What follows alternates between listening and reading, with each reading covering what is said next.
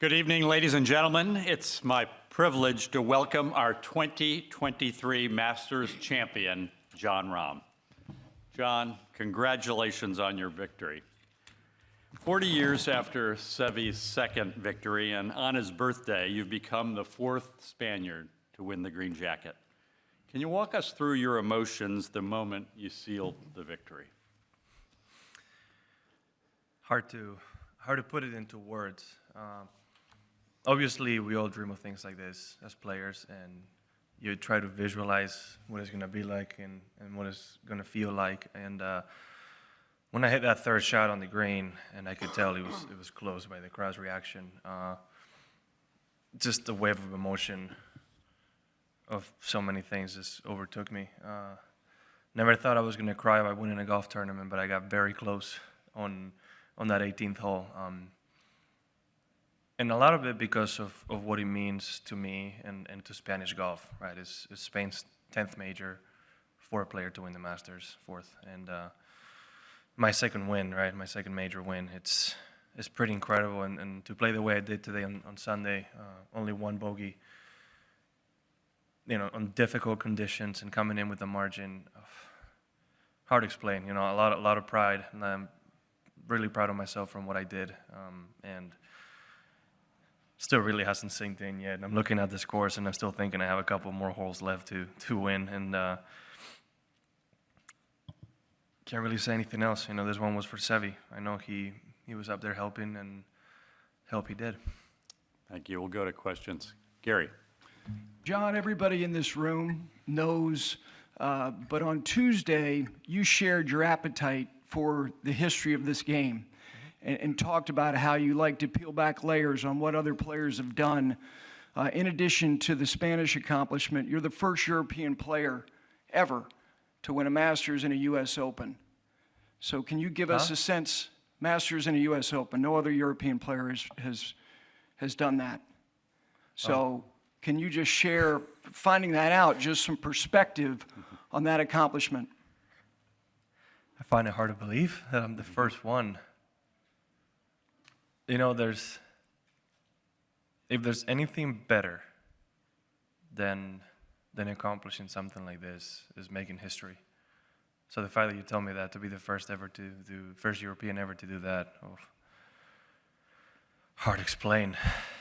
Out of all the accomplishments and the many great players that have come before me, to be the first to do something like that, it's a very humbling feeling. Thank you, by the way, because I don't know how I would have found out. I still can't believe I'm the first. I don't know what to tell you. It is a pretty good duo of majors.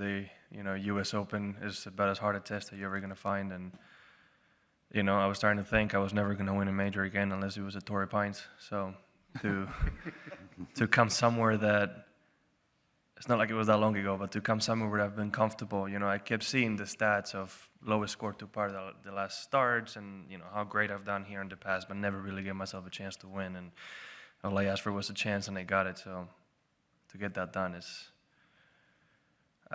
I can't hope to feel anything but thankful. Jon. Jon, just a few minutes ago, Jose Maria talked about how proud he was of how calm, cool, and collected you seemed out there today. How calm, cool, and collected were you?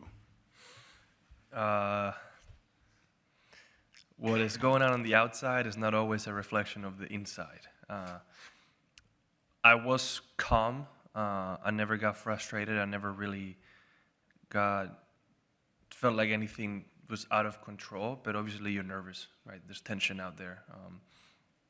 That bogey on 9, timing-wise, was bad because Jordan and Phil came in making birdies, right? So what looked like a 2, possibly more shot lead,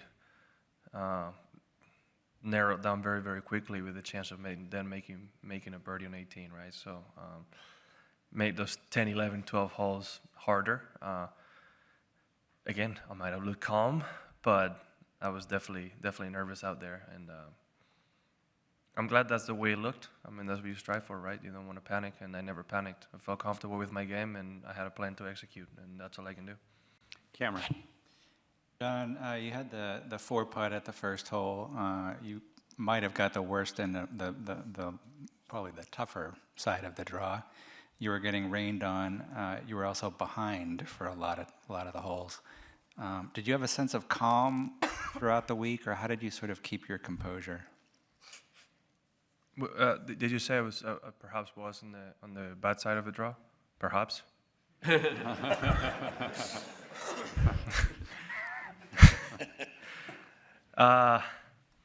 You know, the only time I was a little bit upset at myself was actually this morning on 16. Because 3-putted 13, 3-putted 15, and then I hit a terrible shot on 16 and made a bogey. And I felt like at least one of those shots was avoidable. That's the only time I ever felt like, you know, was truly upset at something. But I reeled it back in and made 2 good pars in the last 2 holes to put myself in the final group, which is all I needed. That's all I asked for was a chance. It was a tough day out there. It was windy, and all those wind gusts and swirls are not easy. You're going to hit good shots, or you're going to end up in bad spots, and it happened to everybody. So luckily, the people that shot a low round today were a little bit too far out. And as to, because I know you guys keep asking me, as to why I felt this way, I really don't know.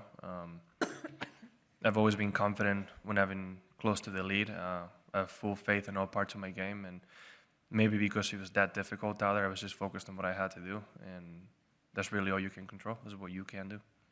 Jeff. Jon, a year ago you played the final round with Tiger Woods. Was there anything from that day that you were able to use today, and then perhaps specifically you could talk about how you approached the 12th hole today in the final round? Well, I think because even though he didn't try to show it, obviously he was in pain, he was tired. The 4th round was a long one for him. I didn't really want to just grill him with questions about tournaments, right, and how to be a better golfer, because he was there to do a job. We shared a couple fun stories. I asked him a couple of questions about, when he was a younger player and when he became a dad, and more about, life as a pro athlete and parenthood. I think we talked about that more than anything. Then he shared a couple of stories from the past. But the one thing I remember is talking to Tony Finau. I played 9 holes with him on Wednesday, about 12, because you mentioned. And I asked him when him and Francesco hit those shots in the water, it was like, did you actually hit a good shot? And he said, yeah, it was a good shot. It was just a yard too far right and spun in the water. So then he mentioned that Tiger's shot went left of the bunker to that Sunday pin. So when I got there today, dry land is mission number 1, right? And then it was very similar conditions to what we played this morning. So I learned from what I did this morning, tried to basically make a hole-in-one to the 3rd round pin and hit a perfect shot because I was about 3 feet from it, right? That's all I had to do, hit it right over the center of the bunker and hope it hits green. So, and then after that, hit a great lag putt, tapped it in and moved on. Jeffrey. A lot of people want to describe you as a fighter. Where does that come from? I don't know. Maybe it's a little bit related to determination. I'm out there. When I'm out there, I have a job to do, and it's to hopefully be here answering to this question, right? So I know we all do, but we put in a lot of effort to try to beat the best guys in the world. So maybe that level of intensity and that determination is what you see, and that's why I'm characterized as a fighter. I'm also never going to give up, no matter what, right? Even if I shoot myself out of contention, whatever, and I can finish strong to give myself a possibility to finish 4th, it's always going to be better than anything, right? So I wouldn't be able to live with myself if I didn't try my hardest in every shot, so that's maybe where it comes from. Don. Jon, can you remember the moment where you first thought that you'd like to win this tournament, and how have you changed from that day until now? Oh, God, I can't remember exactly when. But, I mean, I've wanted to win it ever since I thought about golf and what being a champion would be, right? Obviously, there's 4 great tournaments we all think of, and not to categorize them in any order, right? This one is one of them. I think the main thing, something that gave me a lot of hope, And that kind of started when Sergio won on 17, is the fact that basically pretty much every great named Spanish player had won here, right? I was like, there's got to be something here about having a Spanish passport. I don't know. There's something about the grounds that transmits into all of us. And even that year, I played good. I play good every year. I can't pinpoint exactly the first time, but it really became clear to me that year. Martin. Jon, how exciting is it to be halfway towards the Grand Slam and be in a race now with Jordan Spieth and Rory and perhaps even Phil? Let's not get ahead of ourselves. You know, there are 3 of them. I mean, it would be amazing. It would be great. It's not many people have been able to do it, and to be able to finish it out and close out and do a Grand Slam would be absolutely amazing. I don't know how else to say. I would like to say that I entered the race when I won the U.S. Open, but of course it was so far away you don't want to think about it, right? But as players, it's on your mind, right? It's on your mind. It's something that it would be amazing, but it's a long road ahead to be able to accomplish that. Something that 2 players like Phil and Arnie weren't able to do. You know, it speaks a lot. Scott. Jon, you started the week with a double bogey, and this morning you woke up with a 4-shot deficit that you quickly made 2, and then within a few holes today you were tied for the lead with 1 birdie. How do you switch from chasing all week to being chased for the last 12 holes? It really doesn't change. Not as much as you should, obviously. I like to still stay aggressive, as it shows with my play on 16.